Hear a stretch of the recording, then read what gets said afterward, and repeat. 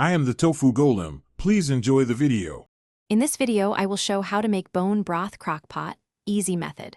Start by roasting bones, adding aromatic vegetables and 2 tablespoons of apple cider vinegar to help extract minerals, then cover with cold water.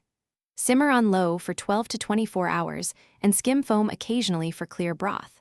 Cool and refrigerate or freeze the broth in portions for later meals.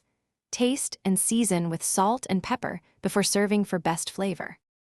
Choose a mix of marrow, knuckle, and meaty bones for gelatin and robust flavor, and include some joint bones for collagen. Roast bones first to concentrate taste, then add aromatic vegetables like onion, carrot, and celery. Use 2 tablespoons of apple cider vinegar in cold water to help pull minerals from the bones during the long cook. Simmer low and slow for best clarity and depth, then strain and cool for storage. If you're finding this video helpful, please like the video and subscribe to the channel to see more easy kitchen tips.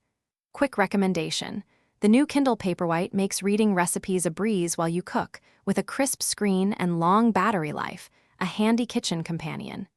Check the description for the product link and other deals if you want one.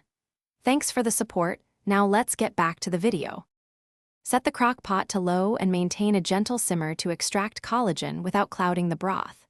Skim any foam or impurities in the first few hours to keep the final broth clear and clean tasting.